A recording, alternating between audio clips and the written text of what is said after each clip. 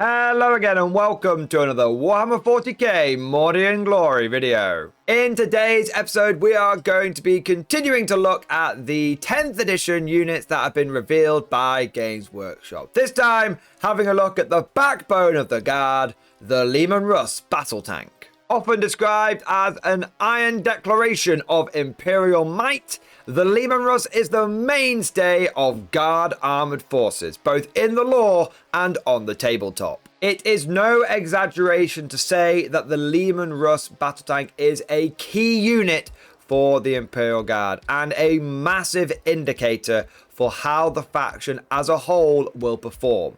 Traditionally, when the Leman Russ has been weak, the Guard has been weak. And when the Russ has been strong, the Guard has been strong.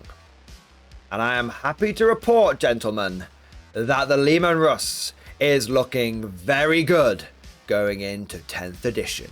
And with that bold statement made, you all know it wouldn't be a Morty and Glory video without a bold statement to kick us off. Let's get into the nitty-gritty detail. Let's dive into today's episode. So for those of you new to the Guard, or perhaps to 40k in general, and you've been tempted in with 10th edition, let me give you a very brief overview of what the hell the Leman Russ is. Essentially, it is the main battle tank of the Imperial Guard. It is the quintessential armoured fighting vehicle of that faction. Whilst the artillery of the Guard might harass the enemy with some long-range bombardments, or the infantry might hold the line against the enemy attacks, it is the Leman Russ that brings the firepower to the battlefield. Whether it is stabilizing a crumbling flank with its armored hide and superior damage output, or it is spearheading a charge into enemy formations, the Leman Russ battle tank can always be found in the fiercest of fighting. For most Guard commanders, including myself, the Leman Russ has been the go-to tank for almost 3 decades. That's right, this thing has got a lot of pedigree. It's been with the Guard community since 2nd edition.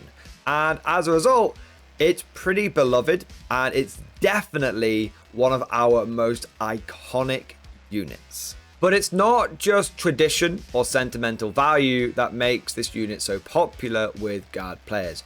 It's also always been one of our main damage dealers, something we can use to tear chunks out of opponents' armies, and it's kind of been something we've been able to rely upon. It's always been that staple, it's always been that comfy pair of slippers that no matter the edition, it's always been alright. It's always been usable and it's always been decent. And the good news is that this tradition has been maintained. There was a little bit of concern early on that the Leman Russ wasn't going to be very good because we just saw its battle cannon out of context. But now we've seen the full data sheet. I think that a lot in the Guard community can breathe a big sigh of relief, and you're going to know that your Leman Russes are still pretty decent. So why don't we take a look at the stats, the weapons and ability of this tank and really get into the fine detail. Let's start off with that main stat line, and we begin with a movement of 10. This is totally acceptable and absolutely fine. It's pretty much the standard movement value for armored vehicles in the new edition. We've seen it on Basilisks and Manticores, and now we've seen it on the Leman Russ. Unless you're a particularly fast unit and that's renowned for zooming around the battlefield like the Taurox, I think you can expect nearly every armored vehicle to have that movement value of 10. But what is not standard and is very welcome is a toughness value of 11. That is 3 more toughness than we had in 9th edition. This makes us ridiculously durable, especially when combined with the 2+ save and 13 wounds this beast has. Anything outside of dedicated anti-tank is really going to struggle to deal with a Leman Russ, especially when you also take into account that vehicles can now benefit from cover. So unless you're rocking something with a really good strength and a really good AP, you're just going to bounce off this thing's hide. I mean, consider cracked rockets and their equivalent for a moment. One of the more common long-range anti-tank weapons. They've gone from wounding a Russ on a 4+ and reducing us down to a 4+ or 5+ save. So now they only wound us on 5s, and if we're in a bit of cover, we're probably going to end up with a 3+ save against that crack rocket. And in the case of Plasma and Melter, it's the same thing. Sure, they've got the AP value, but they're only strength 8 and 9. So most of the time, they're just going to bounce off your toughness. No longer will that Harlequin be able to do a hop, skip, and a jump and fire a Melter pistol into the side of your vehicle. If they do that, more than likely what's going to happen is they're going to do a hop, skip, and a jump, bounce off, and then you're going to turn around and blow them up with your battle cannon. Forgive me for over-egging the pudding, but I really want to hammer this point home. 50% of the reason you were taking Leman Russ tanks, whether it was in 10th edition, 9th edition, or any edition, was because they were durable, they were tanky, they were tough, they absorbed damage, and by absorbing more damage and by your opponent drawing fire into them, it meant that the rest of your army got this sort of pseudo durability boost. And the fact that they've only got tougher is brilliant. It is a massive boost to this unit. But before I end up blowing my load over how tough this thing is, let's move on to the rest of its stats and its war gear. So it's got a leadership of 7+ and an objective control of 3. Pretty much standard issue, like with that movement that we've seen for most armored vehicles in 10th. As for its offensive capabilities, the Leman Russ comes with a lot of DACA, but the main star of the show is that battle cannon. This thing has a 48-inch range, which is pretty long range, although it is a decrease on its 9th edition iteration.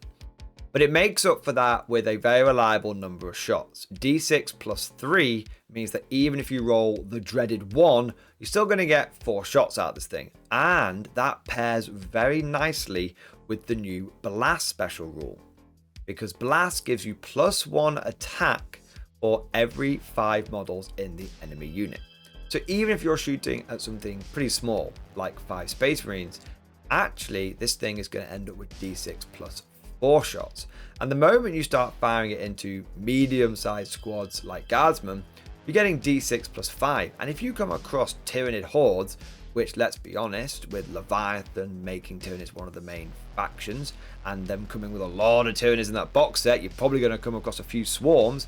You might end up with the big D6 plus 9 shots out of this thing, because you're getting +6 thanks to a big full 30-man brood of Termagants. With an impressive strength of 10 and a damage value of 3, the battle cannon is going to tear chunks out of almost any unit in the game.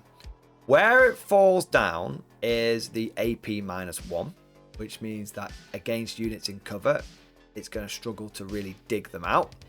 But also with that ballistic skill of 4+. However, we do have a way of improving that ballistic skill, and that really does solve the main problem with the battle cannon. Firstly, we have the Order Take Aim, which our tank commanders should be able to issue to our Leman battle tanks. This gives it a ballistic skill of 3+ instead. And also, we've got the Armored Spearhead ability. Now, we'll get into that in just a moment later on. We'll cover the rest of the weapons first, but trust me, it's a doozy. But speaking of its other weapons, the Leman Russ does not seem to have lost any of its usual options. So you can give it lots of heavy bolters or heavy flamers if you want to go after infantry or make your vehicle a very unappealing target to charge. You can still strap on a heavy stubber on top or a storm bolter for a bit more anti-infantry firepower. And if you want to make sure that you can deal with any target, stick a las cannon in the front, heavy bolters on the side, and make yourself have an El Clasico where you can gun down infantry with the bolters, plink away tanks with the las cannons, and the battle cannon can kind of do a bit of everything. Where the Leman Russ sponsors have kind of changed in terms of their desirability and where players might decide to spend their points is on the multi-melter and the plasma cannons. Now, for the longest time, multi-melters were considered the go-to by a significant part of the guard community. Go big or go home. I moved away from them in 9th edition, where I felt they were a bit too expensive for what you got out of them, especially in the 9th edition codex when they only had ballistic skill of 4+. You didn't have any way of improving that. Now I think they have taken a couple more arrows to the knee because their range has been reduced, which means that when you're trying to use the Russ in its normal role of a long-range fire support tank, you're going to have to put it at unnecessary risk to get the most out of those multi-mount. The other thing is the strength 9, because we've seen vehicle toughness as a whole go up. And more often than not, when you're shooting these multi-mounters at an important armored target, they're only wounding on 5s. It's what I said earlier about the Russ being more durable. It's the same for a lot of other vehicles. So unless these things are very aggressively pointed, I think we're going to see a lot of guard people away from them. On the other hand, I think we're going to see plasma cannons resurgent, because not only have they retained a lot of their key stats that already made them quite good, long 36-inch range, strength 8, 8-3, 2 damage, just a solid profile all around that. Sure, not as good at dealing with vehicles, but still solid against almost any infantry. But the big thing is the way the blast rule has changed. So previously, what blast would basically do is whenever you fired this thing at a medium or large squad, instead of rolling for the D3 shots, you just got the 3 shots. That was kind of nice. But now you get +1 attack for every 5 model enemy unit. So even if you're shooting your plasma at a squad of Space Marines, you're getting an average of 3 shots. 4, you're getting an average of 2. And if you start shooting at a squad of Guardsmen, you're getting an average of 4 shots. Even if you roll a 1, you're still getting 3. So at the very worst case scenario, you're getting the same shots as you did under the old blast rule. And 66% of the time, you're getting more. This starts getting kind of crazy when you think about big termagant swarms, big squads of 20 Guardsmen, where you could find your plasma cannon getting +4 shots. Against a 20-man brick of light infantry, each one of your plasma cannons is putting out an average of 6 shots. That is 12 shots between the two of them. That is literally double the maximum they could have hoped for in the previous iteration. So I think that plasma cannons are brilliant because they actually can do anti every kind of infantry now. They've got the strength and AP to be able to deal with Marines, Terminators, anything like that.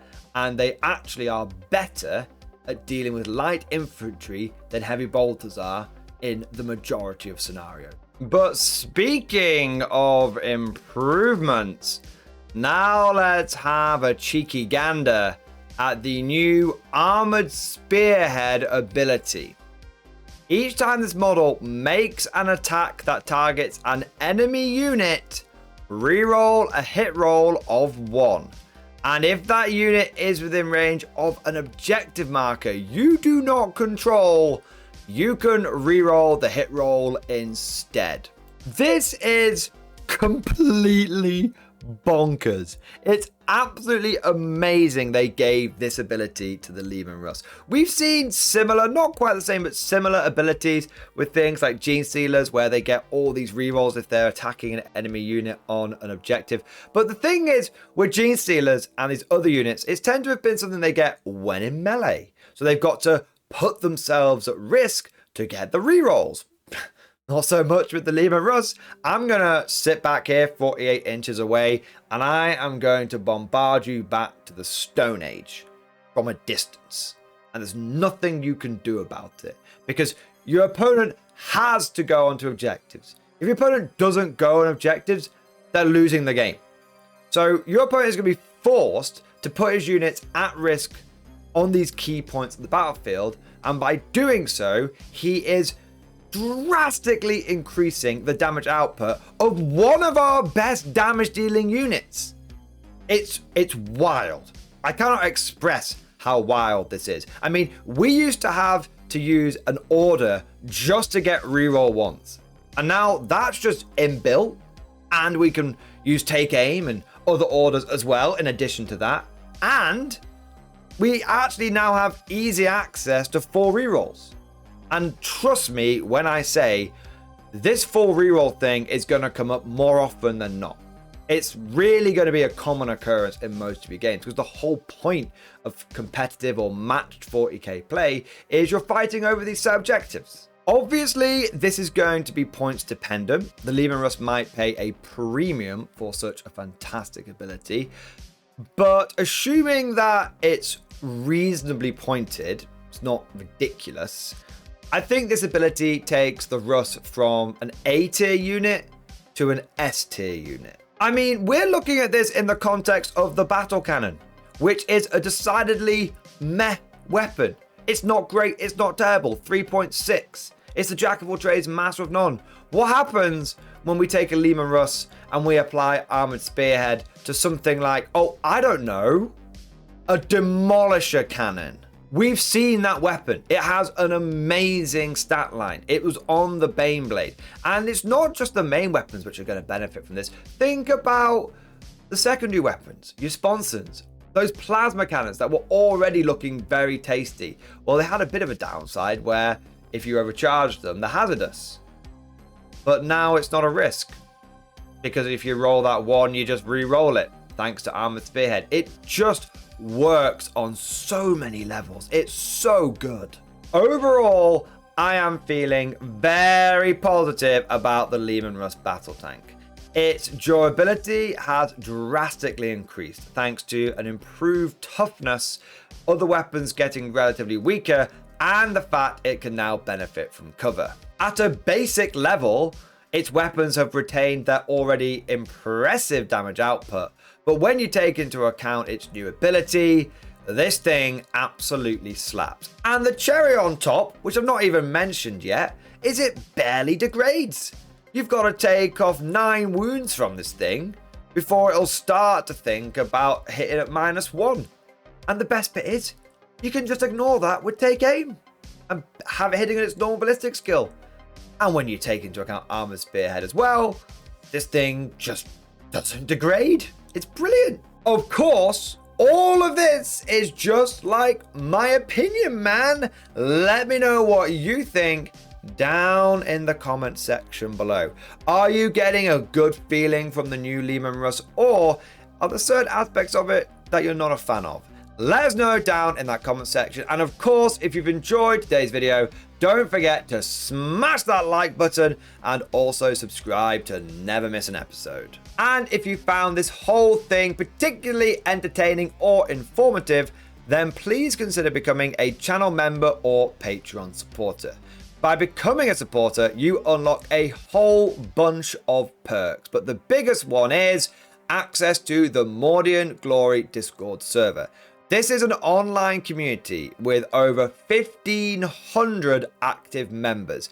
It's always popping off in the MG Discord, and we've got channels for discussing tactics, army lists, painting, hobbying, and even a pretty spicy meme section as well. In fact, we've got a painting competition happening right now. So if you want to slay the grey and make some friends along the way, then please consider becoming a channel member and jumping in that Discord server. And I just want to take a moment to say a big thank you to the latest channel members: Jordan Smith, Kraz, George Frost, Zar, Florian, DXP, Nick F, Daniel S, and Anarian. Thank you guys for doing your part. I also want to shout out the latest Patreons as well. So a massive thank you to Michael S, Legendary Hot Dog, Capusa, Strigoi Gold Queen, Mark Wilson, and Marion David Kinsel. Thank you guys for becoming Patreons. And last but certainly not least, I want to say a